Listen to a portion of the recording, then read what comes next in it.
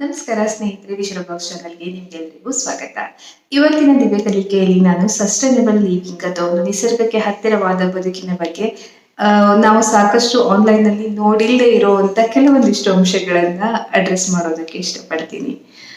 ಸಾಕಷ್ಟು ಜನ ಒಂದು ಇಕೋ ಫ್ರೆಂಡ್ಲಿ ಲಿವಿಂಗ್ ಅಥವಾ ಒಂದು ಈ ಏನು ಝೀರೋ ವೇಸ್ಟ್ ಲಿವಿಂಗ್ ಇರ್ಬೋದು, ಸಸ್ಟೈನಬಲ್ ಲಿವಿಂಗ್ ಇರ್ಬೋದು, ಇವನ್ನೆಲ್ಲ ಒಂದು ಟ್ರೆಂಡ್ ತರ ಕನ್ಸಿಡರ್ ಮಾಡೋದನ್ನ ನಾವು ನೋಡ್ಬೋದು. ಇತ್ತೀಚಿನ ದಿನಗಳಲ್ಲಿ ಒಂದು ಇಕೋ ಫ್ರೆಂಡ್ಲಿ ಜರ್ನಿ ಅನ್ನೋದು ಒಂದು ಪ್ರಸಿದ್ಧಿಯನ್ನ ಪಡೆದಿದೆ. ಸಾಕಷ್ಟು ಇಕೋ ಫ್ರೆಂಡ್ಲಿ ಪ್ರಾಡಕ್ಟ್ಸ್ಗಳು ನಿಮಗೆ ಆನ್ಲೈನ್ ನಲ್ಲಿ ಬೇಕಾದಷ್ಟು ಸಿಗತ್ತೆ, ಅದನ್ನ ನೀವು ಗಮನಿಸಿರ್ಬೋದು. ಆದ್ರೆ ಇಕೋ ಫ್ರೆಂಡ್ಲಿ ಲಿವಿಂಗ್ ಅನ್ನು ಸ್ಟಾರ್ಟ್ ಮಾಡೋದಕ್ಕೆ ನಮಗೆ ನಿಜವಾಗಿ ಇದೆಲ್ಲ ಪ್ರಾಡಕ್ಟ್ಸ್ ನ ಅಗತ್ಯ ಇದೆಯಾ? ಕ್ವಶನ್ ಮಾಡಿ ನೋಡ್ಕೋಬೇಕು ನಮಗ್ ನಾವೇ. ಇಕೋ ಫ್ರೆಂಡ್ಲಿ ಲಿವಿಂಗ್ ಅದು ಒಂದು ನಿಸರ್ಗಕ್ಕೆ ಹತ್ತಿರವಾದ ಬದುಕು ಅಂತಿದ್ದಂಗೆ ನಾವೆಲ್ಲ ಬೆತ್ತದ ಬುಟ್ಟಿ ಬೈ ಮಾಡ್ಬೇಕು, ಎಲ್ಲಾ ಬೆದರಿನ ಪ್ರಾಡಕ್ಟ್ಸ್ ಗಳನ್ನೇ ಬೈ ಮಾಡ್ಬೇಕು. ಪ್ರತಿಯೊಂದು ಪ್ರಾಡಕ್ಟ್ಸ್ ಗಳನ್ನ, ಮೇಕಪ್ ಪ್ರಾಡಕ್ಟ್ಸ್ ಗಳಿರ್ಬೋದು, ಸಾಕಷ್ಟು ಪ್ರಾಡಕ್ಟ್ಸ್ ಗಳು ನಿಮ್ಗೆ ಇಕೋ ಫ್ರೆಂಡ್ಲಿ ಪ್ರಾಡಕ್ಟ್ಸ್ ಗಳು ನಿಮ್ಗೆ ಅವೈಲೇಬಲ್ ಇರುತ್ತೆ. ಅವೆಲ್ಲಾನು ನಾವು ಬೈ ಮಾಡ್ಬೇಕಾದ ಅಗತ್ಯ ಖಂಡಿತವಾಗಿಯೂ ಕೂಡ ಇಲ್ಲ. ನಾವು ಮಾಡಬೇಕಾಗಿರೋದು ಇಕೋ ಫ್ರೆಂಡ್ಲಿ ಲಿವಿಂಗ್ ಅನ್ನ ಸ್ಟಾರ್ಟ್ ಮಾಡೋದಕ್ಕಿಂತ ಮುಂಚೆ ಮಿನಿಮಲಿಸ್ಟ್ ಲೈಫ್ ಸ್ಟೈಲ್ ನಾವು ಅಡಾಪ್ಟ್ ಮಾಡ್ಕೊಂಡ್ರೆ ತುಂಬಾನೇ ಈಸಿ ಆಗತ್ತೆ. ಯಾಕೆ ಅನ್ನೋದನ್ನ ನೀವು ಗಮನಿಸಿ ನೋಡ್ಬೋದು.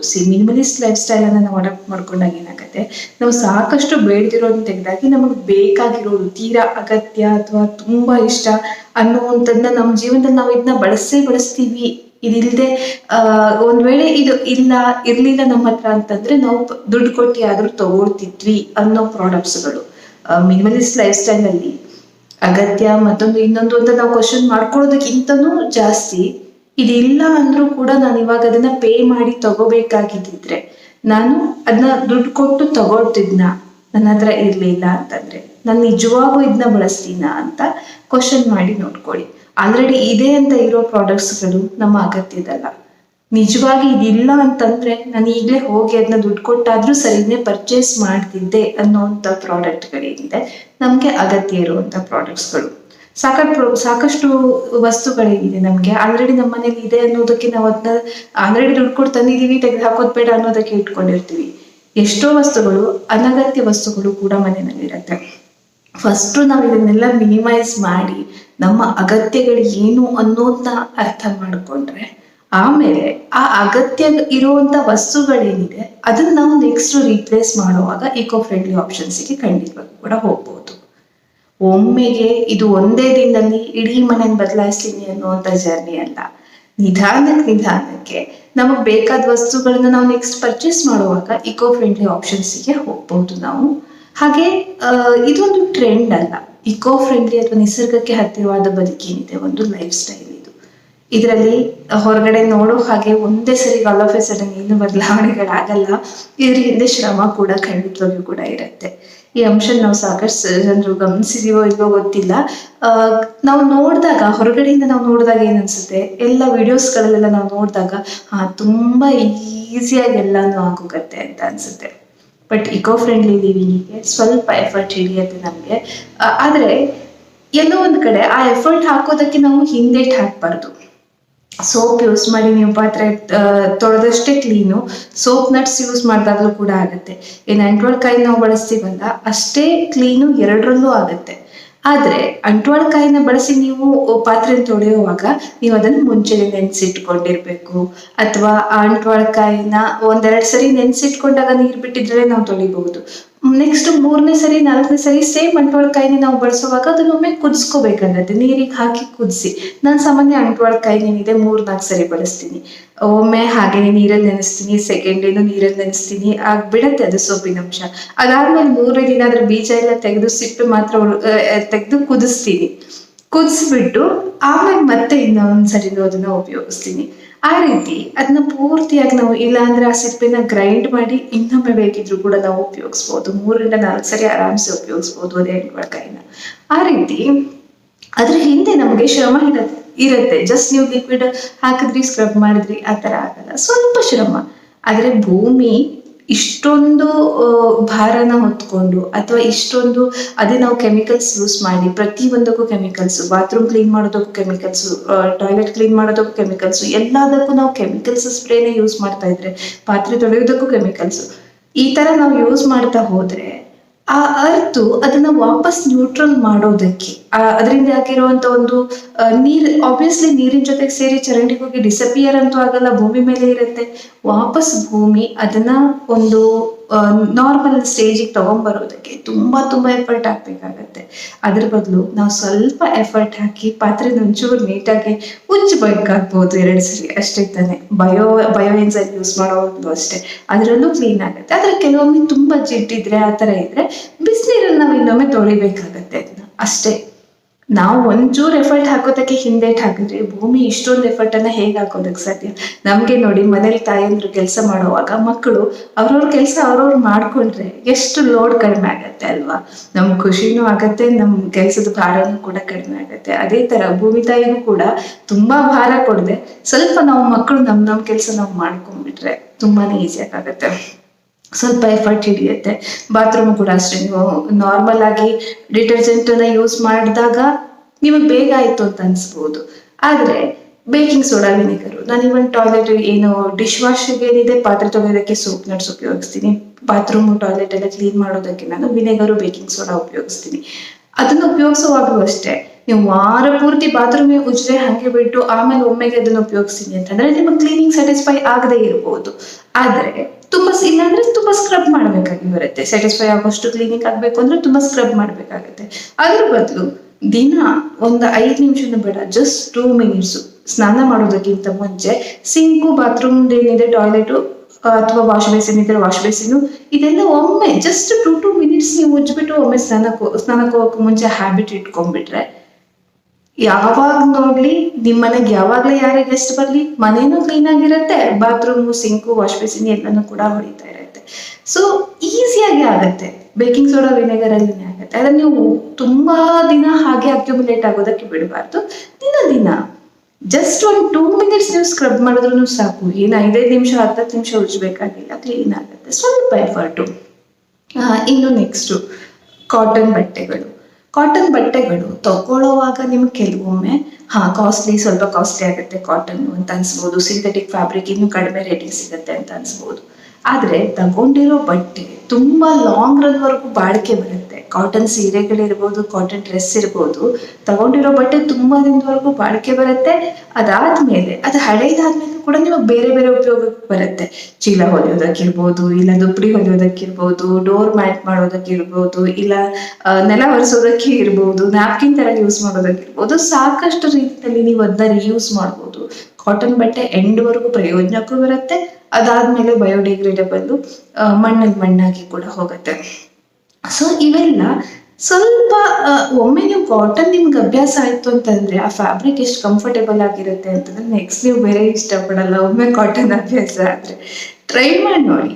ಯಾಕೆಂದ್ರೆ ನಾವು ಹಾಕಿರೋ ಬಟ್ಟೆ ನಾವು ಬಳಸಿ ಬಿಟ್ಟ ನಂತರ ಡಿಸಪಿಯರ್ ಆಗೋಗಲ್ಲ.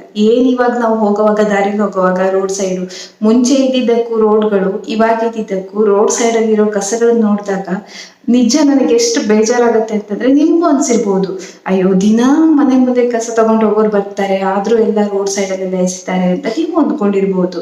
ಅಥವಾ ಎಲ್ಲೋ ಹೊರಗಡೆ ನಾವು ಟ್ರಾವೆಲಿಂಗ್ ಹೋದಾಗ್ಲೇ ನೋಡಿ ಆ ಟೂರಿಸ್ಟ್ ಸ್ಪಾಟ್ಗಳಲ್ಲಿ ಎಷ್ಟು ವೇಸ್ಟ್ ಅನ್ನ ಆಚೆ ಎಸ್ತಿರ್ತಾರೆ, ಪ್ಲಾಸ್ಟಿಕ್ ವೇಸ್ಟ್ಗಳನ್ನ, ಒನ್ ಟೈಮ್ ವೇಸ್ಟ್ ಅನ್ನೋದನ್ನ. ಆದ್ರೆ ಅದ್ರ ಬದಲು ನಾವು ಸ್ವಲ್ಪ ಒಂದು ಚೂರು ಗಮನ ಹರಿಸಿದ್ರೆ, ನಾವು ಬಳಸೋ ಉತ್ಪನ್ನಗಳ ಬಗ್ಗೆ ಗಮನ ಹರಿಸಿದ್ರೆ, ಅದರ ಎಂಡ್ ಪಾಯಿಂಟ್ ಏನು ಅನ್ನೋದನ್ನ 1 ಸೆಕೆಂಡ್ ನಾವು ಯೋಚನೆ ಮಾಡಿದ್ರೆ ಅದನ್ನ ನೀವು ಸ್ಟಾರ್ಟಿಂಗ್ ಅಲ್ಲಿ ಅವಾಯ್ಡ್ ಮಾಡಬಹುದು. ಈಗ ನಮ್ಗನ್ಸಿರತ್ತೆ ಇವರೆಲ್ಲ ರೋಡಲ್ಲಿ ಎಸ್ತಿದ್ದಾರೆ, ಅಯ್ಯೋ ಯಾಕಪ್ಪ ತಂದು ಎಸಿತಾರೆ ಅಂತ. ಆದ್ರೆ ನಾವು ಬಳಸಿರೋ ವಸ್ತುಗಳು ಏನ್ ಡಿಸಪಿಯರ್ ಆಗಲ್ಲ, ಅದಕ್ಕಿಂತ ಸ್ವಲ್ಪ ಬೆಟರ್ ಇರ್ಬೋದು. ಫಾರ್ ಬೆಟರ್ ಖಂಡಿತವಾಗಿಯೂ ಕೂಡ ಅಲ್ಲ. ನಾವು ಬಳಸೋ ವಸ್ತುಗಳು ನಮ್ ಕಣ್ಣೆದ್ರಿಗಿಲ್ಲ, ಬಳಸಿ ಬಿಸಾಕಿರೋ ವಸ್ತುಗಳು ಎಲ್ಲೋ ಹೋಗಿ ಲ್ಯಾಂಡ್ ಫಿಲ್ ಅಲ್ಲಿ ಬಿದ್ದಿರತ್ತೆ ಹೊರತು ಇದಕ್ಕಿದಂಗೆ ಡಿಸಪಿಯರ್ ಆಗೋಗಲ್ಲ. ಮಣ್ಣಲ್ಲಿ ಮಣ್ಣಾಗೋ ಹೋಗುವಂತ ವಸ್ತುಗಳನ್ನ ನಾವು ಬಳಸಿದಾಗ ಮಾತ್ರನೇ ಮಣ್ಣಾಗೋದು. ಮಣ್ಣಾಗದೇ ಇರುವಂತ ವಸ್ತುಗಳನ್ನ ಬಳಸಿದಾಗ ನೀವು ಅದನ್ನ ಎಲ್ಲೇ ಟ್ರಾನ್ಸ್ಫರ್ ಮಾಡಿ ಎಲ್ಲೋ ಒಂದ್ ಕಡೆ ಅದು ಹಾಗೇನೆ ಇರುತ್ತೆ ಅಲ್ವಾ. ಸೊ ಲಾಸ್ಟ್ 2-3 ಡೇಸ್ ಇಂದ ಮಕ್ಕಳ ಸ್ಕೂಲಿಗೆ ಹೋದಾಗ ನಾನು ಜಸ್ಟ್ ರಜದಲ್ಲೆಲ್ಲ ಬೇಡದಿರೋ ಐಟಮ್ಸ್ಗಳನ್ನ ತೆಗೆದು ಹಾಕಿದ್ವಿ. ಎಲ್ಲ ಬುಕ್ಸು, ಇದು ಶಿಶಿರದ ಆರ್ಟ್ ಅಂಡ್ ಕ್ರಾಫ್ಟ್ ಕಟ್ ಮಾಡಿಟ್ಟಿರೋ ತುಂಬಾ ಚೀಲ ವೇಸ್ಟ್ ಇತ್ತು. ಆಕ್ಚುಲಿ ಪೇಪರ್ ವೇಸ್ಟ್ ಅವರು ಕೆಲವರು ಕಟ್ ಮಾಡಿರೋ ಪೇಪರ್ ಪೀಸ್ಗಳು ಚಿಕ್ಕ ಚಿಕ್ಕ ಚೂರುಗಳನ್ನು ಕೂಡ ತಗೋತಾರೆ. ಆದ್ರೆ ಅದನ್ನ ಸಪ್ರೇಟ್ ಆಗಿ ಸಾರ್ಟ್ ಮಾಡಿ ಒಂದು ಚೀಲದಲ್ಲಿ ಹಾಕೊಡ್ಬೇಕು. ಸೆಲ್ಲೋ ಟೇಪು ಅಥವಾ ಏನು ಅಂಟಿಸಿರುವಂತ ಬೀಡ್ಸ್ಗಳು ಅವೆಲ್ಲ ಏನಾದ್ರು ಇದ್ರೆ, ಪ್ಲಾಸ್ಟಿಕ್ ಬೀಡ್ಸ್ಗಳೆಲ್ಲ ಇದ್ರೆ ಅದು ನಾವು ಸಪ್ರೇಟ್ ಮಾಡ್ಬೇಕಾಗತ್ತೆ. ಅದಕ್ಕೆ ನಾನು ಏನ್ ಮಾಡ್ತೀನಿ ಅಂದ್ರೆ, ಸಪ್ರೇಷನ್ ಈಸಿ ಆಗೋದಕ್ಕೆ ಪೇಪರ್ ಟೇಪ್ ಅಲ್ಲಿ ಹಾರ್ಡ್ವೇರ್ ಶಾಪ್ ಅಲ್ಲಿ ವುಡ್ಡಿಗೆ ಅಂಟಿಸೋದಕ್ಕೆ ಪೇಪರ್ ಟೇಪ್ ಬರುತ್ತೆ. ಆ ಪೇಪರ್ ಟೇಪ್ ಅನ್ನೇ ಆರ್ಟ್ ಅಂಡ್ ಕ್ರಾಫ್ಟಿಗೆ ನಾನು ತಗೊಂಬಂದು ಕೊಡ್ತೀನಿ, ಸೆಲ್ಲೋ ಟೇಪ್ ತಂದು ಕೊಡಲ್ಲ. ಆ ಪೇಪರ್ ಟೇಪ್ ಇದ್ರೆ ಸಾರ್ಟ್ ಮಾಡೋದು ಬೇಕಾಗಲ್ಲ, ಅದು ಕೂಡ ಸ್ಕ್ರಾಪಿಗೆ ಹೋಗುತ್ತೆ. ಹಾಗೆ ಬೀಡ್ಸ್ ಬದಲು, ಪ್ಲಾಸ್ಟಿಕ್ ಬೀಡ್ಸ್ಗಳ ಬದಲು ಬೇರೆ ಬೇರೆ ಕಲರ್ ಇಂದು ಬೇರೆ ಬೇರೆ ಡಿಸೈನ್ ಅಲ್ಲಿ ಕಟ್ ಮಾಡಿ, ಸುಮ್ಮನೆ ಚಿಕ್ಕ ಚಿಕ್ಕ ಹೂವು ಬೇರೆ ಬೇರೆ ಶೇಪ್ ಅಲ್ಲಿ ಕಾಂಟ್ರಾಸ್ಟ್ ಕಲರ್ ಅಲ್ಲಿ ನಾವು ಅದನ್ನ ಅಂಟಿಸಬಹುದು. ಅದಕ್ಕೋಸ್ಕರ ಪ್ಲಾಸ್ಟಿಕ್ಗೆ ಬೇಕು ಆರ್ಟ್ ಅಂಡ್ ಕ್ರಾಫ್ಟ್ ಮಾಡೋದಕ್ಕೆ ಆ ಥರ ಏನಿಲ್ಲ. ಸೊ ಆ ಥರದ್ನೆಲ್ಲ ಜೊತೆ ಕೆಲವು ಎಷ್ಟು ಬೇಡ ಅಂತಂದ್ರು ಕೂಡ ಏನಾಗತ್ತೆ ಗೊತ್ತಾ, ಇಕೋ ಫ್ರೆಂಡ್ಲಿ ಲಿವಿಂಗು ಎಷ್ಟೇ ಅನ್ಸಿದ್ರು ಕೂಡ ನನ್ನ ಕಡೆಯಿಂದ ನಾನು ಬೆಸ್ಟ್ ಎಫರ್ಟ್ ಹಾಕಿರ್ತೀನಿ, ಡೆಫಿನೆಟ್ಲಿ ವೇಸ್ಟ್ ಅನ್ನ ರೆಡ್ಯೂಸ್ ಮಾಡ್ತೀನಿ. ಆದ್ರೆ ಇನ್ನೂ ಕೂಡ ನಾನು ಝೀರೋ ರೀಚ್ ಆಗಿಲ್ಲ. ಎಲ್ಲ ಸರಿ ಪರ್ಫೆಕ್ಟ್ 100% ನಾವು ಮೇಂಟೈನ್ ಮಾಡ್ತೀವಿ ಅನ್ನಕ್ಕಾಗಲ್ಲ. ಕೆಲವೊಮ್ಮೆ ಏನೋ ಮಕ್ಕಳಿಗೆ ಅಂತ ಇವ್ರು ಇಷ್ಟಪಟ್ಟು ಏನೋ ತಗೊಂಡ್ಬಂದಾಗ ನಾನು ಪ್ಲಾಸ್ಟಿಕ್ ಕವರಲ್ಲಿ ಇದೆ, ನಾನು ಮನೆ ಒಳಗಡೆ ಅಲೋ ಮಾಡಲ್ಲ ಅಂತ ಹೇಳಕ್ ಆಗಲ್ಲ. ಕೆಲವೊಮ್ಮೆ ನಾನು ಯೂಶಲಿ ಅರ್ಥ ಮಾಡ್ಕೋತಾರೆ, ಬಟ್ ಒಂದೊಂದ್ಸರಿ ನಾನು ಸ್ವಲ್ಪ ಕಾಂಪ್ರಮೈಸ್ ಆಗತ್ತೆ. ಆದ್ರೆ ಅವರು ಕೂಡ ಕೆಲವೊಂದು ಕಾಂಪ್ರಮೈಸ್ ಆಗ್ತಾರೆ. ಲಾಂಗ್ ರನ್ ಅಲ್ಲಿ ಅವರು ಕೂಡ ಬದಲಾವಣೆ ಮಾಡ್ಕೋತಾರೆ. ಸಾಕಷ್ಟು ವಿಷಯಗಳು ನಮ್ಮಲ್ಲಿ ಬದಲಾವಣೆ ಆಗಿದೆ ಸುತ್ತಲಿರೋರಲ್ಲೂ. ಇವನ್ ಸೆಲ್ಲೋ ಟೇಪ್ ಬದಲು ಪೇಪರ್ ಟೇಪು, ಅದನ್ನು ಕೂಡ ಶಶಿಗೆ ಒಪ್ಕೊಂಡಿದ್ದಾನೆ. ಅಥವಾ ನನ್ನ ಹಸ್ಬೆಂಡ್ ಕೂಡ ಎಲ್ಲೇ ಹೋಗೋದಿದ್ರು ಚೀಲನೆ ತಗೊಂಡು ಹೋಗ್ತಾರೆ, ಆದಷ್ಟು ಕವರಲ್ಲಿ ತರಲ್ಲ. ಸೊ ಈ ಥರದ್ದೆಲ್ಲ ಗ್ರಾಜುಲಿ ಆಗುತ್ತೆ. ಅದನ್ನ ನಾವು ಸ್ವಲ್ಪ ಪೇಷನ್ಸ್ ಇಟ್ಕೋಬೇಕು. ಒಮ್ಮೊಮ್ಮೆ ಅಪರೂಪಕ್ಕೊಮ್ಮೆ ಅವ್ರು ಅದನ್ನ ಫಾಲೋ ಮಾಡಲಿಲ್ಲ ಅಂದಾಗ ಸ್ವಲ್ಪ ಕೂಲ್ ಆಗಿನೇ ಅದನ್ನ ಹ್ಯಾಂಡಲ್ ಮಾಡಬೇಕು. ಅದೊಂದು ಮೇನ್ ಆಗಿ ನಾವು ಮೇಂಟೈನ್ ಮಾಡಬೇಕು. ಬಟ್ ಆದ್ರೂ ಕೂಡ ಮೊನ್ನೆ ನಾನು ತೆಗೆದುಹಾಕಾಗ ಕೆಲವೊಂದು ಸಿಂಗಲ್ ಯೂಸ್ ಪ್ಲಾಸ್ಟಿಕ್ ಕವರ್ಸ್ಗಳು ಇತ್ತು, ನಮ್ಮ ಮನೆಯಲ್ಲೂ ಕೂಡ ಸಿಕ್ಕಿತ್ತು. ನಾನು ಅಂದ್ಕೊಳ್ತಾ ಇದ್ದೆ, ನಾನು ಇಷ್ಟು ಸ್ಟ್ರಿಕ್ಟ್ ಆಗಿ ಫಾಲೋ ಮಾಡಿನೂ ಕೂಡ ಇನ್ನೂ ನಮ್ಮ ಮನೇಲಿ ಪ್ಲಾಸ್ಟಿಕ್ ವೇಸ್ಟ್ ಸಿಗತ್ತೆ, ಪ್ಲಾಸ್ಟಿಕ್ ಕವರ್ಸ್ಗಳು ಸಿಗತ್ತೆ ಅಂತಂದ್ರೆ ಅದ್ರ ಬಗ್ಗೆ ಅವೇರ್ನೆಸ್ ಇಲ್ದಿರೋರ್ ಮೇಲೆ ಮನೇಲಿ ಎಷ್ಟು ಸಿಗಬಹುದು. ಜಸ್ಟ್ ಅವ್ರ ಕಿಚನ್ ಅಲ್ಲಿ ನೋಡಿದ್ರೆ ನೀವು ಎಷ್ಟು ಅಂದ್ರೆ ಏನಪ್ಪಾ ರೀಸೈಕಲ್ ಆಗದಿರುವಂತ ಪ್ಲಾಸ್ಟಿಕ್ ಏನಿರುತ್ತೆ. ರೀಸೈಕಲ್ ನಾನು ನಿನ್ನೆ ಎಸ್ಪೆಷಲಿ ಇಡೀ ಕಿಚನ್ನು, ಕ್ರಾಫ್ಟ್ ರ್ಯಾಕು ಎಲ್ಲ ರ್ಯಾಕನ್ನು ಹುಡುಕಿದೀನಿ, ಎಲ್ಲರೂ ರೀಸೈಕಲ್ ಆಗದಿರೋ ಪ್ಲಾಸ್ಟಿಕ್ ಇನ್ನೂ ನಮ್ಮ ಮನೇಲಿ ಉಳಿದಿದ್ಯಾ ಅಂತ. ಒಂದ್ 2-3 ಕವರ್ಸ್ಗಳು ನಮ್ಮ ಮನೆಯಲ್ಲೂ ಸಿಕ್ಕಿತ್ತು ನಿನ್ನೆ ನನಗೆ. ಅವಾಗ ನಾನು ಅಂದ್ಕೊಳ್ತಾ ಇದ್ದೆ, ಇಷ್ಟು ಕಾನ್ಶಿಯಸ್ ಇದ್ದು ಹಿಂಗೆ ಸಿಕ್ಕಿದ್ರೆ ಇನ್ನು ಅದ್ರ ಬಗ್ಗೆ ಅವೇರ್ನೆಸ್ ಇಲ್ಲದೆ ನಾರ್ಮಲ್ ಎಲ್ಲಾನು ಪ್ಯಾಕೇಜಿಂಗು. ಕೆಲವರಂತೂ ಮಾಲಿಗೆ ಹೋಗಿ ಶಾಪಿಂಗ್ ಮಾಡ್ತಾರಲ್ಲ, ಎಲ್ಲಾನು ಪ್ಯಾಕೇಜ್ಡ್ ಬರುತ್ತೆ. ಆ ಥರದ್ರಲ್ಲೆಲ್ಲ ಎಷ್ಟೊಂದು ರೀಸೈಕಲ್ ಆಗಿರೋ ಕವರ್ಗಳು ಕೂಡ ಬಂದಿರ್ಬಹುದಲ್ಲ, ಎಷ್ಟೆಷ್ಟು ಇರ್ಬೋದು ಹುಡುಕಿದ್ರೆ. ಅಥವಾ ಆನ್ಲೈನ್ ಶಾಪಿಂಗು ಆ ಥರದೆಲ್ಲ ಮಾಡಿದಾಗ ಎಷ್ಟು ಅದರಿಂದ ವೇಸ್ಟ್ ಕೂಡ ಪ್ರೊಡ್ಯೂಸ್ ಆಗ್ತಾ ಇದೆ. ಕಾರ್ಬನ್ ಫುಟ್ ಪ್ರಿಂಟ್ ಇರ್ಬೋದು, ಪ್ರತಿಯೊಂದು ಕೂಡ ಅದ್ರ ಬಗ್ಗೆ ಸ್ವಲ್ಪ ಆದ್ರೂ ಅವೇರ್ನೆಸ್ ನಾವು ಬೆಳೆಸ್ಕೋಬೇಕು. ಇಲ್ಲ ಅಂತಂದ್ರೆ ಮುಂದೊಂದಿನ ಲಾಂಗ್ ರನ್ ಅಲ್ಲಿ ತುಂಬಾ ಸಫರ್ ಆಗ್ಬೇಕಾಗತ್ತೆ. ಖಂಡಿತವಾಗಿಯೂ ಕೂಡ ನಮ್ಗೇನಾಗಲ್ಲ ಬಿಡಿ, ಇಲ್ಲ ಮುಂದೊಂದಿನ ನಮಗೂ ಖಂಡಿತವಾಗಿಯೂ ಕೂಡ ಎಫೆಕ್ಟ್ ಆಗುತ್ತೆ ಈಗ ನಾವು ಎಚ್ಚೆತ್ಕೊಳ್ಳದೆ ಹೋದ್ರೆ. ಇನ್ನು ನೆಕ್ಸ್ಟ್ ಇನ್ನೊಂದು ಚಪ್ಪಲಿ ಬ್ಯಾಗು, ಇದೆರಡು ಬ್ಯಾಗ್ ಆಲ್ಮೋಸ್ಟ್ ಆಗಿದೆ. ಕಾಟನ್ ಚೂಟೋದ್ರಲ್ಲಿ ಪ್ರಿಪೇರ್ ಮಾಡ್ತಿದ್ದೀನಿ. ಬಟ್ ಮೊನ್ನೆ ನಮ್ಮಮ್ಮ ಬಟ್ಟೆ ಬ್ಯಾಗು ಅಂತಾನೆ ನಿನಗೆ ತಗೊಂಡ್ಬಂದಿದ್ದೀನಿ ಅಂತ, ಬಟ್ಟೆದು ಇದು ಹುಡುಕಿನೇ ಬಟ್ಟೆದು ಅಂತಾನೆ ತಂದಿದ್ದೀನಿ ನಿನಗೆ ಅಂತ ಅಂದ್ರು ಕೂಡ ಅದಕ್ಕೆ ಹ್ಯಾಂಡ್ಲೇನ್ಗೆ ಹಿಡ್ಕೊಳ್ಳೋದು ಅದು ಬೇರೆ ಮೆಟೀರಿಯಲ್ ಇತ್ತು. ಬಟ್ ಸ್ಟಿಲ್ ನಾನು ಅವ್ರಿಗೆ ಬೇಜಾರು ಮಾಡ್ತಿ ತಗೋಬೇಕಾಯ್ತು. ಪಾಪ ಅವ್ರು ಅಷ್ಟೆಲ್ಲ ಬಟ್ಟೆದಕ್ಕೋಸ್ಕರ ಹುಡುಕಿದ್ರು ಅನ್ನೋದಕ್ಕೆ ಓಕೆ ಅಂತ. ಹಂಗೆ ಕೆಲವೊಮ್ಮೆ ಆಗತ್ತೆ. ಬಟ್ ಈ ಒಂದು ಶೂ ಕೂಡ ನನಗೆ ಇನ್ನೂ ಇಕೋ ಫ್ರೆಂಡ್ಲಿ ಶಿಫ್ಟ್ ಆಗೋದಕ್ಕೆ ಇನ್ನೂ ಕೂಡ ಸಾಧ್ಯ ಆಗಿಲ್ಲ. ಅದು ಬಿಟ್ಟು ಆರ್ನಮೆಂಟ್ಸು, ಆರ್ಟಿಫಿಷಿಯಲ್ಸ್ ನಾನು ಖಂಡಿತ ಏನನ್ನು ಕೂಡ ಉಪಯೋಗಿಸಲ್ಲ. ನಾನು ಏನು ಇರತ್ತೋ ನನ್ನ ಕೈಗೆ ಕತ್ತಿಗೆ ಇದ್ದೇನೆ. ಸೊ ಏನು ಆರ್ಟಿಫಿಷಿಯಲ್ ಯೂಸ್ ಮಾಡದೆ ಇರೋದ್ರಿಂದ ನನಗೆ ರೀಸೈಕ್ಲಿಂಗ್ ಪ್ರಾಬ್ಲಮ್ ಇಲ್ಲ. ಇನ್ನು ಮೇಕಪ್ ಹೇಗೂ ನಾನು ಯೂಸ್ ಮಾಡಲ್ಲ, ಹಾಗಾಗಿ ಅದು ಪ್ರಾಬ್ಲಮ್ ಇಲ್ಲ. ಶ್ಯಾಂಪು ಲಾಸ್ಟ್ 1 year ಅಲ್ಲಿ ಒಂದೇ ಒಂದ್ಸರಿ ನಾನು ಏನು ಇದ್ರದ್ದು ಶಾಂಪೂ ಬರುತ್ತಲ್ಲ ಹೊರಗಡೆಯಿಂದ ಪ್ಯಾಕೆಟ್ ಶಾಂಪೂ, ಅದನ್ನ ಒಂದು ಸರಿ ಯೂಸ್ ಮಾಡಿದ್ದೆ. 1 year ಅಲ್ಲಿ ಒಂದ್ಸರಿ ನಾನು ಶಾಂಪೂ ಪ್ಯಾಕೆಟ್ ಅನ್ನು ಯೂಸ್ ಮಾಡಿದ್ದೆ. ಅದು ಬಿಟ್ರೆ ಮಿಕ್ಕಿದೆಲ್ಲ ಸರಿ ನಾನು ಸೋಪ್ ನಟ್ಸ್ ಉಪಯೋಗಿಸೋದು. ಕೆಲವೊಮ್ಮೆ ಕೂದಲು ಅಂಟ್ಕೊಂಡಿರುತ್ತೆ, ಕೆಲವೊಮ್ಮೆ ಜಿಡ್ ಅನ್ಸುತ್ತೆ, ಎಲ್ಲಾ ಸರಿನೂ ಸಿಲ್ಕಿ ಹೇರ್ಸು ಫುಲ್ಲು ಫ್ಲೈ ಆಗ್ತಾ ಇರಲ್ಲ, ಕೆಲವೊಮ್ಮೆ ಕೂದಲು ಅಂಟ್ಕೊಂಡು ಇರುತ್ತೆ. ಬಟ್ ಇಟ್ಸ್ ಓಕೆ, ಅದನ್ನ ನಾನು ಅಭ್ಯಾಸ ಮಾಡ್ಕೊಂಡಿದ್ದೀನಿ. ಇಟ್ಸ್ ಓಕೆ, ಅದಕ್ಕೋಸ್ಕರ ನಾನು ಶಾಂಪು ಈಸಿಲಿ ಅವೈಲಬಲ್ ಅಂತ ಶಾಂಪು ತಗೊಂಡು ಬಂದು ಹಾಕಲ್ಲ. ಒಂದಿನ ವೇಟ್ ಮಾಡಿ ಆದರೂ ಅಂಟ್ವಾಳಕಾಯಿನ ನೆನೆಸಿನೇ ನಾನು ತಲೆ ಸ್ನಾನ ಮಾಡ್ತೀನಿ. ಇವತ್ತಾಗ್ಲಿಲ್ವಾ ಫೈನ್, ನಾಳೆ ತಲೆ ಸ್ನಾನ ಮಾಡ್ತೀನಿ, ಆದರೆ ಶಾಂಪೂನ ಯೂಸ್ ಮಾಡಲ್ಲ. ಸ್ವಲ್ಪ ಕೂದಲು ಅಂಟ್ಕೊಂಡಿದ್ರು ಕೂಡ ನಾನು ಅದನ್ನ ಅಡ್ಜಸ್ಟ್ ಮಾಡ್ಕೊಳ್ತೀನಿ, ಇದು ರಿಯಾಲಿಟಿ. ಅಥವಾ ಸ್ಟಿಕ್ಕರ್ ಅಂತ ಬಂದರೆ ನಾನು ಕುಂಕುಮ ಮತ್ತೆ ಕೊಬ್ಬರಿ ಎಣ್ಣೆ ಮಿಕ್ಸ್ ಮಾಡಿ ಇಟ್ಕೊಂಡಿರ್ತೀನಿ. ಒಂದು ಕಡ್ಡಿನಲ್ಲಿ ಅದನ್ನೇ ತಗೊಂಡು ಹಿಂಗೆ ಇಟ್ಕೊಳ್ತೀನಿ. ಜಸ್ಟ್ ಹಾಗಂತ ಸಮ್ಮರಲ್ಲಿ ತುಂಬಾ ಒಂಥರ ಸ್ವೆಟ್ ಆದಾಗ ಸ್ವಲ್ಪ ಎಣ್ಣೆ ಮಿಕ್ಸ್ ಮಾಡಿರೋದ್ರಿಂದ ಕೆಲವೊಮ್ಮೆ ಸುತ್ತಲೂ ಒಂಚೂರು ಹೌದಲ್ವೋ ಅನ್ನೋ ಹಾಗೆ ಸ್ಪ್ರೆಡ್ ಆಗುತ್ತೆ. But that's okay. ಸ್ಟಿಕ್ಕರ್ ಇಟ್ಟು ಅದು ಮಣ್ಣಾಗಿ ಹೋಗಲ್ಲ. ನೀರಲ್ಲಿ ನಾವು ಸ್ನಾನ ಮಾಡಿದಾಗ ನೀರಲ್ಲಿ ಹೋಗುತ್ತೆ. ಆದ್ರೆ ನೀರಲ್ಲಿ ನಮ್ಮ ಕಣ್ಣಿಗೆ ಕಾಣದೇ ಇರ್ಬೋದು, ಆದ್ರೆ ಹೋಗಿರೋ ನೀರಲ್ಲಿ ಎಷ್ಟೋ ಕಾಲದವರೆಗೂ ಕೂಡ ಅದು ಹಾಗೆ ಇರುತ್ತೆ. ಅಷ್ಟು ಬೇಗ ಈಸಿಲಿ ಬಯೋಡಿಗ್ರೇಡೇಬಲ್ ಆಗಲ್ಲ.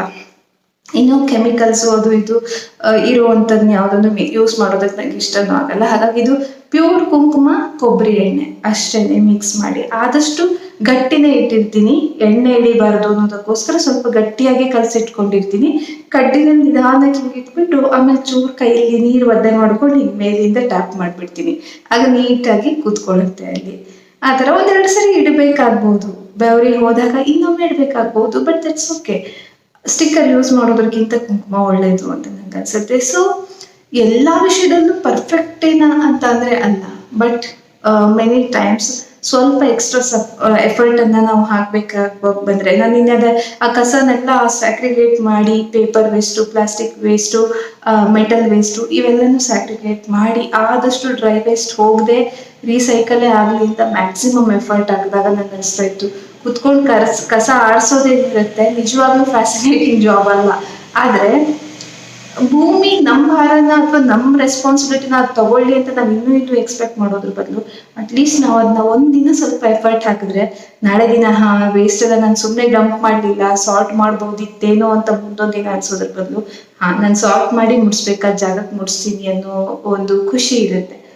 ಸೊ ಕೆಲವೊಮ್ಮೆ ಇವೆಲ್ಲ ಎಕ್ಸ್ಟ್ರಾ ಕೆಲಸಗಳಾಗುತ್ತೆ. ಇಕೋ ಫ್ರೆಂಡ್ಲಿ ಪ್ರಾಡಕ್ಟ್ಸ್ಗಳನ್ನ ಪ್ರಿಪೇರ್ ಮಾಡ್ಕೋಬೇಕು, ಟೂತ್ ಪೇಸ್ಟ್ ರೆಡಿ ಮಾಡ್ಕೋಬೇಕು, ಅಥವಾ ಸೋಪ್ ನಟ್ಸ್ ಆದ್ರೆ ಬಟ್ ಇಟ್ಸ್ ಓಕೆ. ಅದೇನು ತುಂಬಾ ಜಾಸ್ತಿ ಟೈಮ್ ತಗೊಳಲ್ಲ, ನಾವು ಯೋಚನೆ ಮಾಡೋಷ್ಟು ಟೈಮ್ ತಗೊಳಲ್ಲ. ಹಾರ್ಡ್ಲಿ ಒಂದು ಲೆಸ್ ದೆನ್ 5-10 ಮಿನಿಟ್ಸ್ ಅಲ್ಲಿ ಆಗಿ ಹೋಗುವಂತ ಕೆಲಸಗಳು. ಸುಮ್ಮನೆ ನಾವು ಮೊಬೈಲ್ ಸ್ಕ್ರಾಲ್ ಮಾಡ್ತಾ ಕೂರೋ ಟೈಮಲ್ಲಿ ಅದ್ರ ಬದಲು ನಾವು ಇದನ್ನ ಮಾಡಬಹುದು. ಎಕ್ಸ್ಟ್ರಾ ಕಾರ್ಬನ್ ಫುಟ್ ಪ್ರಿಂಟ್ ಕೂಡ ರೆಡ್ಯೂಸ್ ಆಗುತ್ತೆ ನಾವು ಎಲೆಕ್ಟ್ರಾನಿಕ್ಸ್ ಗ್ಯಾಜೆಟ್ಸ್ ಗಳನ್ನ ಯೂಸ್ ಮಾಡೋದನ್ನ ಕಡಿಮೆ ಮಾಡಿದ್ರೆ. ಇತ್ತೀಚೆಗೆ ನಾನು ಸ್ವಲ್ಪ ಸಿಂಗಲ್ ಯೂಸ್ ಪ್ಲಾಸ್ಟಿಕ್ ಬಗ್ಗೆ ತುಂಬಾ ಜಾಸ್ತಿ ಅವೇರ್ ಆಗಿ ಅದರ ಮೇಲೆ ನನ್ನ ಆಕ್ಷನ್ಸ್ಗಳಿತ್ತು. ಇವತ್ತು ನಾನು ಆಕ್ಚುಲಿ ಡಿಜಿಟಲ್ ಗ್ಯಾಜೆಟ್ಸ್ಗಳಿಂದ ಏನಿದೆ ಕಾರ್ಬನ್ ಫುಟ್ ಪ್ರಿಂಟ್ ಎಷ್ಟು ಹಿಂದೆ ಲೀವ್ ಬಿಹೈಂಡ್ ಆಗುತ್ತೆ. ಸೊ ಅದರಿಂದ ಆದಷ್ಟು ಇವತ್ತು ನಾನು ಹೊಸದಾಗಿ ಇಂಪ್ಲಿಮೆಂಟ್ ಮಾಡಿದ್ದೇನು ಅಂತಂದ್ರೆ, ಮಕ್ಕಳು ಸ್ಕೂಲಿಗೆ ಹೋದ್ಮೇಲೆ ವೈಫೈನ ಆಫ್ ಮಾಡಿಬಿಡ್ಬೇಕು. ನಮ್ಮನೇಲಿ ಹೇಗೂ ಮೊಬೈಲ್ ಡಾಟಾದಲ್ಲಿ ಇಂಟರ್ನೆಟ್ ವರ್ಕ್ ಆಗಲ್ಲ, ಯಾಕೆಂದ್ರೆ ಮೊಬೈಲ್ ಡಾಟಾ ಕನೆಕ್ಷನ್ಸ್ ತುಂಬಾನೇ ಲೋ ಇರುತ್ತೆ. ಇಲ್ಲಿ ಸಿಗ್ನಲ್ ಸ್ವಲ್ಪ ಲೋ ಇರೋದ್ರಿಂದ ಇಂಟರ್ನೆಟ್ ಕನೆಕ್ಷನ್ ಮನೆ ಒಳಗಡೆ ಎಲ್ಲ ಬರಲ್ಲ, ವೈಫೈ ಇದ್ರೆ ಮಾತ್ರ ಬರುತ್ತೆ. ಸೊ ವೈಫೈನ ಆಫ್ ಮಾಡಿ ಇಟ್ಬಿಟ್ಟಿರ್ತೀನಿ. ಈಸಿಲಿ ಅವೈಲೇಬಲ್ ಇದ್ರೆ ಕೂತ್ರೆ ನಿಂತ್ರೆ ಮೊಬೈಲಲ್ಲಿ ಇಂಟರ್ನೆಟ್ ಬರ್ತಿದ್ರೆ ತಾನೇ ನೀವು ಯೂಸ್ ಮಾಡೋದು. ಹೋಗಿ ಸ್ವಿಚ್ ಆನ್ ಮಾಡಿ ಅದು ಆನ್ ಆಗೋವರೆಗೂ 3 ನಿಮಿಷ ಕಾದು ಅಷ್ಟೆಲ್ಲ ಮಾಡಲ್ಲ. ಸೊ ವೈಫೈನೇ ಆಫ್ ಮಾಡಿಬಿಟ್ರೆ ಸೋಷಿಯಲ್ ಮೀಡಿಯಾದಿಂದ ಡಿಸ್ಕನೆಕ್ಟ್ ಆಗೋದಕ್ಕೆ ತುಂಬಾ ಜಾಸ್ತಿ ಕಷ್ಟ ಪಡ್ಬೇಕಾಗೆ ಇರಲ್ಲ ಅಂತ ಅದನ್ನು ಕೂಡ ಇವತ್ತು ನಾನು ಇಂಪ್ಲಿಮೆಂಟ್ ಮಾಡಿದ್ದೀನಿ. ಯಾಕೆಂದ್ರೆ ತುಂಬಾ ಡಿಜಿಟಲ್ ಗ್ಯಾಜೆಟ್ಸ್ಗಳನ್ನ ಯೂಸ್ ಮಾಡೋದು ಕೂಡ ಕಾರ್ಬನ್ ಫುಟ್ ಪ್ರಿಂಟ್ ಅನ್ನ ಲೀವ್ ಬಿಹೈಂಡ್ ಮಾಡುತ್ತೆ. ಸೊ ಸ್ವಲ್ಪ ಅವೇರ್ನೆಸ್ ಅನ್ನ ಬೆಳೆಸ್ಕೊಳ್ಳೋದ್ರ ಮೂಲಕ ನಾವು ಕೂಡ ಇಕೋ ಜರ್ನಿನಲ್ಲಿ ಖಂಡಿತವಾಗಿ ಕೂಡ ಪಾರ್ಟಿಸಿಪೇಟ್ ಮಾಡಬಹುದು. ತುಂಬಾ ಆಗದೆ ಇದ್ರೂ ಕೂಡ ಅಟ್ಲೀಸ್ಟ್ ಚಿಕ್ಕ ಪುಟ್ ಬದಲಾವಣೆಗಳನ್ನಾದ್ರೂ, basically food, shelter, cloth, hygiene ಇದಿಷ್ಟು ಬೇಸಿಕ್. ಇದರಲ್ಲಿ ಎಷ್ಟೊಂದು ಬದಲಾವಣೆಗಳನ್ನ ನಾವು ಮಾಡ್ಕೋಬಹುದು. ನಾವು ತಿನ್ನೋ ಆಹಾರ without packaging, without chemicals, just basic ingredients ತಗೊಂಬಂದು ಅದ್ರ ಮೇಲೆ ನಾವು ಫುಡ್ ಪ್ರಿಪೇರ್ ಮಾಡ್ಕೋಬಹುದು.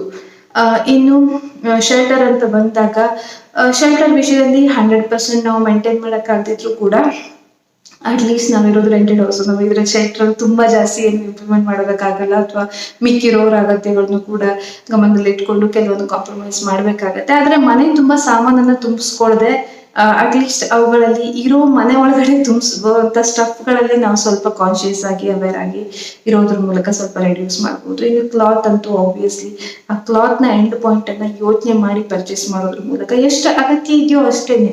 ನಾನು ಲಾಸ್ಟ್ ಸ್ಯಾರಿ ತೊಗೊಂಡಿದ್ದು ಲಾಸ್ಟ್ ಶಿಶಿರನ ಫಂಕ್ಷನಲ್ಲಿ ನಾನು 2 ಸೀರೆ ತೊಗೊಂಡ್ಮೇಲೆ ಇವತ್ತಿನವರೆಗೂ ತೊಗೊಳ್ಳಿಲ್ಲ. ಮೋರ್ ದೆನ್ 1 ಇಯರ್ ಆಗುತ್ತೆ ಶಾಪಿಂಗ್ ಮಾಡಿ. ಇವನ್ ಡ್ರೆಸ್ಗಳು ಕೂಡ ಏನು ತುಂಬ ಜಾಸ್ತಿ ಡ್ರೆಸ್ಗಳೇನು ಬೇಕಾಗಲ್ಲ. ಒಂದೊಂದು ತಗೊಂಡ್ರೆ 3-3 ತಿಂಗಳೆಲ್ಲ ಮಿನಿಮಮ್ ಬಳಕೆ ಬರುತ್ತೆ. ಕಾಟನ್ ಆಗಿರೋದ್ರಿಂದ ಬಂದೇ ಬರುತ್ತೆ. ಒಂದು 3-4 ಮಂತ್ಸ್ ಆರಾಮ್ಸೆ ಹಾಕ್ಬೋದು ನಾವು. ಇನ್ನು ಜಾಸ್ತಿನೂ ಬರುತ್ತೆ ಕೆಲವು ಡ್ರೆಸ್ಗಳು. ಇದೆಲ್ಲ ಎಷ್ಟು ಕಾಲ ಆಯಿತು ನೀವೇ ನೋಡಿದ್ದೀರ. ಸೊ ಆ ರೀತಿ ಫುಲ್ ಶೇಲ್ಟರ್ ಕ್ಲಾತು, ಅದು ಬಿಟ್ಟರೆ ಹೈಜೀನಲ್ಲಿ ಸಾಧ್ಯವಾದಷ್ಟು ಅನ್ನಲ್ಲ, ಬೇಸಿಕ್ ನಿಮಗೆ ಸೋಪ್, ನಟ್ಸು, ವಿನೆಗರು, ಬೇಕಿಂಗ್ ಸೋಡಾ ಇದು 3ರಲ್ಲೇ ಮ್ಯಾಕ್ಸಿಮಮ್ ಕೆಲಸಗಳು ಕ್ಲೀನಿಂಗ್ ಆಗೋಗುತ್ತೆ. ಇನ್ನು ಅದು ಬಿಟ್ಟು ಮಿಕ್ಕಿದೇನು ಸಾಲ್ಟ್ ಇರ್ಬೋದು, ಲೆಮನ್ ಇರ್ಬೋದು, ಹುಣಸೆ ಹಣ್ಣು ಇರ್ಬೋದು, ದೇವ್ರ ಪಾತ್ರೆ ಸಾಮಾನೆಲ್ಲ ತೊಳೆಯೋದಕ್ಕೆ ಹುಣಸೆ ಹಣ್ಣು ಇರ್ಬೋದು, ಅವೆಲ್ಲ ಮನೇಲಿರೋ ಅವೈಲಬಲ್ ಇಂಗ್ರೀಡಿಯೆಂಟ್ಸ್ ಅಲ್ಲಿ ನಾವು ಎಷ್ಟೊಂದು ವಿಷಯನ ಟ್ಯಾಕಲ್ ಮಾಡಿಬಿಡ್ಬೋದು ಈಸಿಯಾಗಿ. ಸೊ ಇದೆಲ್ಲನೂ ಕೂಡ ಸ್ವಲ್ಪನೇ ಇಂಪ್ಲಿಮೆಂಟ್ ಮಾಡೋದ್ರ ಮೂಲಕ ನಾವು ಸಾಕಷ್ಟು ವಿಷಯಗಳಲ್ಲಿ ಇಕೋ ಫ್ರೆಂಡ್ಲಿ ಜರ್ನಿನಲ್ಲಿ ನಮ್ಮಿಂದ ಭೂಮಿಗೆ ಹಾನಿ ಆಗದೆ ಇರೋ ಹಾಗೆ ನಾವು ಬದುಕಬಹುದು. ಇಕೋ ಫ್ರೆಂಡ್ಲಿಗೋಸ್ಕರ ನಾವು ತುಂಬಾ ಇಕೋ ಫ್ರೆಂಡ್ಲಿ ಪ್ರಾಡಕ್ಟ್ಸ್ಗಳನ್ನ ಪರ್ಚೇಸ್ ಮಾಡಬೇಕಾಗಿಲ್ಲ. ಮನೇಲಿ ಇರೋವಂಥ ಎಷ್ಟೊಂದು ವಸ್ತುಗಳಲ್ಲೇ ಸಾಕಷ್ಟು ನಾವು ಮ್ಯಾನೇಜ್ ಮಾಡೋದು ಸಾಧ್ಯ ಆಗುತ್ತೆ. ಅಟ್ಲೀಸ್ಟ್ ನಮ್ಮ ಬೇಸಿಕ್ ಅಗತ್ಯ ಏನು, ಇದಿಷ್ಟು ಬೇಸಿಕ್ಕು ಅನ್ನೋದು ನಮಗೆ ಕ್ಲಾರಿಟಿ ಸಿಕ್ಬಿಟ್ರೆ, ಒಮ್ಮೆ ನೀವು ಮಿನಿಮಲಿಸ್ಟ್ ಲೈಫ್ ಸ್ಟೈಲ್ನ ಅಡಾಪ್ಟ್ ಮಾಡಿಕೊಂಡ್ರೆ ಆಮೇಲೆ ನಿಮ್ಗೆ ಇಕೋ ಫ್ರೆಂಡ್ಲಿ ಜರ್ನಿ ಖಂಡಿತವಾಗಿಯೂ ಕೂಡ ಈಸಿ ಆಗುತ್ತೆ. ಸೊ ಸಾಕಷ್ಟು ಇಕೋ ಫ್ರೆಂಡ್ಲಿ ವಿಷಯಕ್ಕೆ ಸಂಬಂಧಪಟ್ಟ ವಿಷಯಗಳನ್ನ ನಾನು ಶೇರ್ ಮಾಡಿದ್ದೀನಿ. ಖಂಡಿತ ನಿಮ್ಮಲ್ಲೂ ಯಾರಾದರೂ ಒಂದು ನಿಸರ್ಗಕ್ಕೆ ಹತ್ತಿರವಾದ ಬದುಕು, ನಾನು ಯಾವಾಗಲೂ ಹೇಳ್ತೀನಿ, ನಮ್ಮ ಜೀವನ ಶೈಲಿ ಏನಿದ್ರು ಕೂಡ ನಮ್ಮ ದೇಹಕ್ಕೆ ಸಂಬಂಧಪಟ್ಟ ಔಟರ್ ಲೇಯರ್ ಏನಿರುತ್ತೆ, ನಮ್ಮ ಹೊರ ಜಗತ್ತು ಏನಿದ್ರು ಕೂಡ ಆದಷ್ಟು ಪಂಚಭೂತಗಳಿಗೆ ತೊಂದರೆ ಆಗದಿರೋ ಹಾಗೆ, ಧರತಿ, ಜಲ, ಅಗ್ನಿ, ವಾಯು, ಆಕಾಶ ಅಂತಾರಲ್ಲ, ಇದು ಪಂಚಭೂತಗಳಿಗೆ ಏನು ತೊಂದರೆ ಆಗದಿರೋ ಹಾಗೆ ಇರಬೇಕು ನಮ್ಮ ಆಕ್ಟಿವಿಟೀಸ್ಗಳು ಸಾಧ್ಯ ಆದಷ್ಟು ಮಟ್ಟಿಗೆ. ನಮ್ಮ ಇನ್ನರ್ ಸೆಲ್ಫ್ ಏನಿದೆ, ಔಟರ್ ಸೆಲ್ಫು ಪಂಚಭೂತಗಳಿಗೆ ಡಿಸ್ಟರ್ಬ್ ಆಗದಿರೋ ಹಾಗೆ ಅದರಲ್ಲಿ ಒಂದಾಗಿ ಇರೋ ಥರದಲ್ಲಿ ಇನ್ನರ್ ಸೆಲ್ಫ್ ಏನಿದೆ ಡಿವೈನಿಟಿಗೆ ಹತ್ತಿರವಾಗಿ, ಆ ಪ್ಯೂರಿಟಿಗೆ, ಡಿವೈನಿಟಿಗೆ ಹತ್ತಿರವಾಗಿ ಇರಬೇಕು. ಆಗ ಎರಡೂ ಕೂಡ ಬ್ಯಾಲೆನ್ಸಿಂಗ್ ಆಗಿ ಹೋದಾಗ ಲೈಫ್ ನಿಜಕ್ಕೂ ಕೂಡ ಒಂದು ತುಂಬಾನೇ ಮೀನಿಂಗ್ಫುಲ್ ಆಗಿ ಸಾಗತ್ತೆ. ಸೊ ಖಂಡಿತವಾಗಿಯೂ ಕೂಡ ನಿಮ್ಗೇನನ್ಸುತ್ತೆ ಇದ್ರ ಬಗ್ಗೆ ಅನ್ನೋದನ್ನ ಖಂಡಿತ ಕಮೆಂಟ್ ಸೆಕ್ಷನ್ ತಿಳಿಸಿ. ನನ್ನ ಜರ್ನಿ ಅಂತೂ ನನ್ನ ಮ್ಯಾಕ್ಸಿಮಮ್ ಪ್ರಯತ್ನ ಇರುತ್ತೆ. ಔಟರ್ ಸೆಲ್ಫ್ ಏನಿದೆ ಪಂಚಭೂತಗಳಲ್ಲಿ ಒಂದಾಗಿ ಹೋಗ್ಬೇಕು, ಇನ್ನರ್ ಸೆಲ್ಫ್ ಏನಿದೆ ಡಿವೈನಿಟಿನಲ್ಲಿ ಒಂದಾಗಿ ಹೋಗ್ಬೇಕು. ಪ್ರಯತ್ನ ಇದೇ ದಾರಿನಲ್ಲಿರಬೇಕು ಅಂತ. ಸೊ ಏನಿಸ್ತು ಖಂಡಿತ ಕಮೆಂಟ್ ಸೆಕ್ಷನ್ ತಿಳಿಸಿ. ವಿಡಿಯೋ ಇಷ್ಟ ಆದರೆ ಲೈಕ್ ಮಾಡಿ. ಅಗೇನ್ ಇವತ್ತಿನ ವಿಡಿಯೋನು ಕೂಡ ತುಂಬ ಜಾಸ್ತಿನೇ ಲೆಂತಿ ಆಯಿತು, ಯಾಕೆಂದರೆ ಸಾಕಷ್ಟು ಇನ್ಫಾರ್ಮೇಷನ್ಗಳನ್ನ ನಾನು ಇದರಲ್ಲಿ ಕ್ಲಬ್ ಮಾಡಿದ್ರಿಂದ. ಸಿಗೋಣ ಮುಂದಿನ ವಿಡಿಯೋದಲ್ಲಿ. ಅಲ್ಲಿವರೆಗೆ ಧನ್ಯವಾದ.